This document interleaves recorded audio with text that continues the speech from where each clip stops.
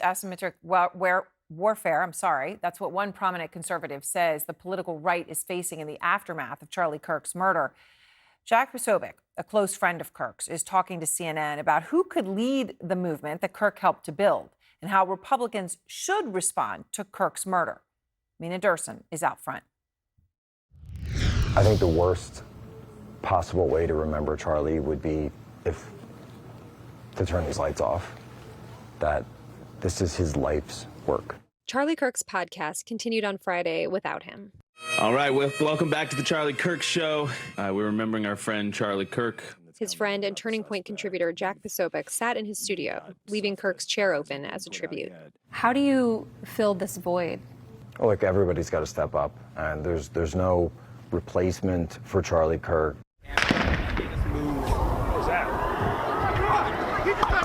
Posobiec is a leading voice in right-wing media, where some of his peers were quick to call Kirk's assassination an act of war. Charlie Kirk's a casualty of war. Do you think we're at war? My friend's in a box right now, and it wasn't an accident. Are we facing a civil war? Well, there's no question that we're clearly facing asymmetric civil warfare. One of the key aspects of that is political assassinations.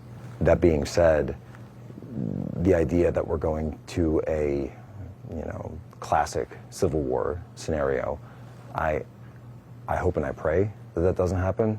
Outside headquarters for the past few days, a steady stream of fans have come to pay their respects. This was a really heartless act, and I feel so sad, and I feel like when we're trying to be silenced, we need to come together as a whole and be a family. Do you feel any responsibility to help bring the temperature down in this political discourse? I want people to be safe, but if you're someone who is part of a group that is fanning the flames of violence, that is encouraging this or celebrating this, then that's absolutely something that we have to tamp down 100%. The governor this morning was describing the suspect having this family dinner. This is what the governor said. The family member also stated Kirk was full of hate and spreading hate. I mean, it's from that person's perspective, Charlie Kirk represented everything they hated. He loved debate. He loved just talking things out. It's what he lived for. It's what he died doing. And this idea that, Charlie is there, the one spreading this. No, he's got it completely backwards. Now Turning Point and the conservative right have to figure out where their movement goes from here. I think we're at an inflection point right now. Just because you see an influencer online, just because you get mad at something they said in a 10-second clip, that doesn't mean that you have to go and pick up a rifle and shoot them. That instead, as a country, that should mean, come up with a better argument.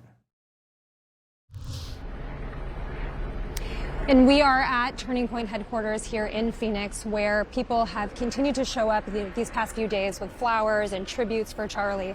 And his wife, Erica, is expected to speak from inside in about 45 minutes, which would make her first public address, since this tragedy occurred on Wednesday. So that is what we are expecting people to continue to wait for here. Aaron. Yeah, Mina, thank you very much. And such an important and interesting conversation with Jack Posobiec. David Axelrod is out front now. And David, this language about being at war and obviously, you hear the frustration and very somber words there from Jack Posobiec, but you heard others who were inflamed and immediately firebombing, right? Alex Jones among them, right? Talking about being at war. How dangerous is this moment, right? And you're looking at it in the context of having lived through a moment of political assassinations in America that are hard for many to understand when you look at JFK and RFK and Martin Luther King Jr., all, happening in the same time frame. Yeah, I remember that era. I was a kid, but I remember it very clearly, and it felt like the world was coming apart, and we were able to navigate our way through that. I think it's harder now in part because the media environment is such that it is inflaming. I mean, we don't know the whole story about what provoked this young man to do what he did. It is kind of a perverse answer to if you think someone is disseminating hate, the idea that you should go out and kill that person is a perverse answer to that. But obviously he lived in a world that we don't entirely understand. But listening to the interview there, I was thinking about the fact that yes, it is tragic that Charlie Kirk, a young man with a family who is out there expressing himself, whether you agree with what he was saying or not, is dead today, and the whole world watched his cold-blooded murder. That is terrible. It is, and he is, as described, in a box. It's terrible that Melissa Hortman, the legislator from Minnesota, and her husband are dead today.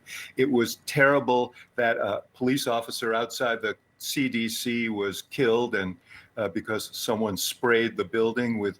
We have a problem in this country, and it's not going to be solved by throwing around words like war, which suggests that there's some legitimacy to picking up weapons. That can't be the answer. No. Well, the word war being thrown around quite loosely in multiple contexts in this country right now. But from Republicans, we heard two different messages just today, two different ones, okay? First, Utah Governor Spencer Cox. We can return violence with violence. We can return hate with hate. And that's the problem with political violence, is it metastasizes, because we can always point the finger at the other side. And at some point, we have to find an off-ramp, or it's going to get much, much worse. Okay, so that's the governor of Utah. President Trump is very different. He was asked by a Fox anchor about violence on the far left and far right. The question actually was phrased including both, okay? So in that context, he answers a question about how to bring the country back. As the president of the United States, he answers it this way. The radicals on the right oftentimes are radical because they don't want to see crime. The radicals on the left are the problem, and they're vicious, and they're horrible, and they're politically savvy. You mentioned Melissa Hortman, of course.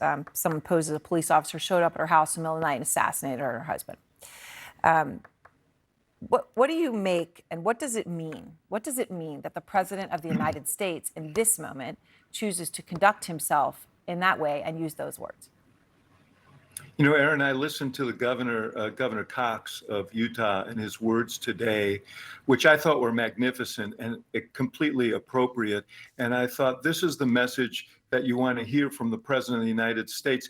He is the influencer in chief. He has more impact on people's actions than anyone. And it's not just now, Aaron, that he refers to all his political opponents and a whole political party as radical left lunatics, sick, evil, who hate our country. Those messages matter. Words matter. They're not just tactics for political advantage. They influence people, especially when you have the platform of the president. What you want in this kind of a very difficult period is you want your president to be a force for understanding, for reconciliation. And that's what we've seen in the past from Republicans and Democrats, but it's not how this president has approached this.